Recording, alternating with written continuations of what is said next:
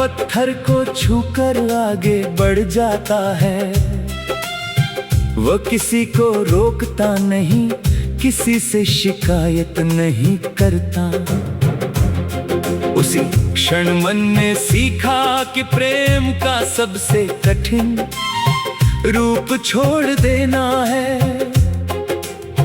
फिर भी दिल से किसी की खुशियों की रखवाली करते रहना। ये हार नहीं, आत्मा की सबसे बड़ी विजय है। एक सूखा हुआ गुलाब आज पुरानी किताब के पन्नों से गिर पड़ा। उसकी खुशबू तो कब की चली गई थी, पर उसकी खामोशी अब भी महक रही थी। मैंने उसे हथेली पर रखा और महसूस किया कि कुछ रिश्ते फूलों की तरह नहीं मुरझाते। वे स्मृतियों की तरह समय के साथ और गहरे होते जाते हैं। रात ढली तो चांद बादलों के पीछे छिप गया।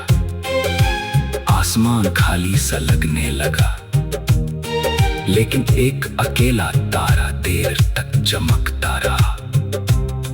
उसने जैसे बिना शब्दों के कहा कि सबसे लंबी तन्हाई में भी उम्मीद पूरी तरह नहीं मरती। वो बहुत छोटी हो सकती है मगर बुझती नहीं। मैंने अब तुम्हें पाने की दुआ करना छोड़ दिया है। हर सुबह बस इतना मांगता हूँ कि तुम्हारी राहों में कभी कांटे ना हो, तुम्हारी मुस्कान कभी कम ना हो, और तुम्हारी आंखों में कभी वैसी नमी ना आए जैसी मेरी रातों का हिस्सा बन चुकी है।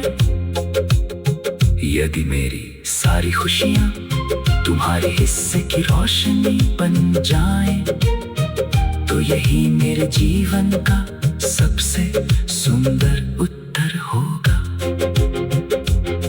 जब मेरी कहानी समाप्त होगी, शायद कोई उसे याद भी ना रखे, लेकिन यदि किसी शांत शाम मंदिर की घंटी सुनकर किसी अनजाने व्यक्ति की आंखें भर आए, यदि किसी बरसाती हवा में किसी को बिना कारण अपना कोई खोया हुआ रिश्ता याद आ जाए, तो समझना कि प्रेम कभी समाप्त नहीं होता।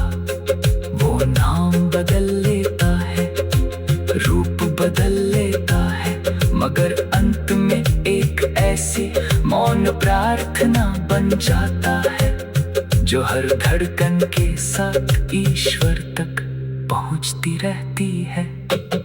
वही प्रार्थना मेरा अंतिम गीत होगी, दर्द से भी कोमल, विरह से भी गहरी और समय से भी अधिक अमर।